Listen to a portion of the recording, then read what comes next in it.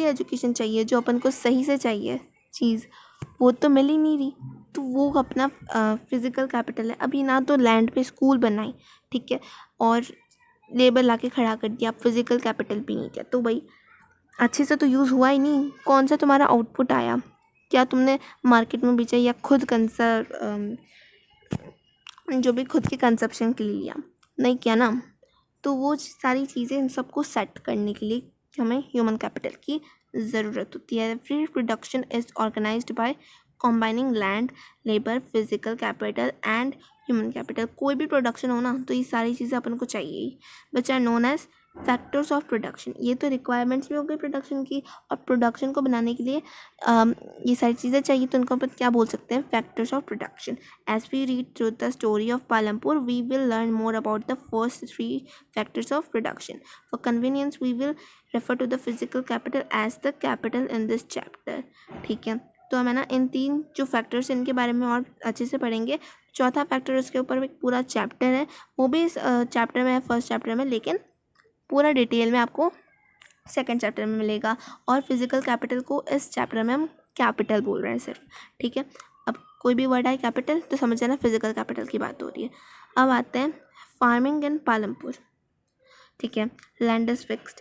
Farming is the main production activity in Palampur. 75% of the people who are working are dependent on farming for their livelihood.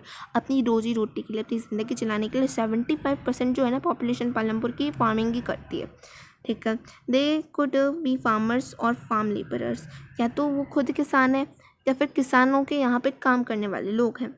The well being of this people is closely related to production on the farms, ठीक है। The well being of this people is closely related the production on the farms. तो ये लोग कितने उनका सही चलेगा business, कितना वो अच्छे से कमा पाएंगे, कैसे, क्या क्वालिटी रहेगी इनकी लाइफ की, ठीक है।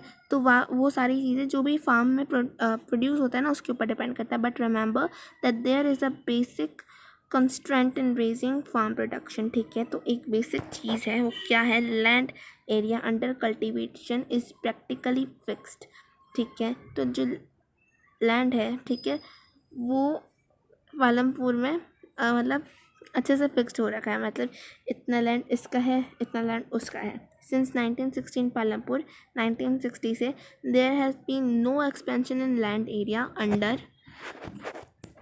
अंडर कल्टीवेशन, ठीक है। तो जो पालमपुर है, तो 1960 से कोई भी उतार चढ़ाव नहीं आया लैंड एरिया में, ठीक है, कल्टीवेशन के लिए। By then some of the waste lands in the village had been converted to cultivable land.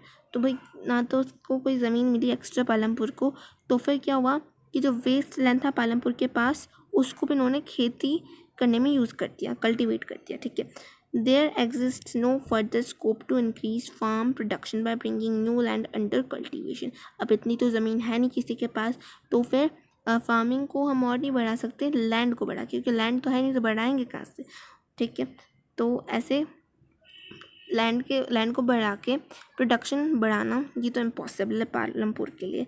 The standard unit of measuring and land is Hector through though in the villages you may find land area being discussed in local units such as बीघा, गुइंथा, जो भी बोलते से etcetera, ठीक है। तो आप देखोगे कि जो लैंड को मेजर करते हैं ना, उसके लिए बेसिक यूनिट होती है हेक्टेयर, ठीक है, हेक्टेयर होती है। लेकिन अगर आप लोकल एरिया में अपने सुनोगे तो क्या बोलेंगे? बीघा ज़मीन, 4 बीघा ज़मीन, ये सारी, ठीक है, गुइंथा, ये सब।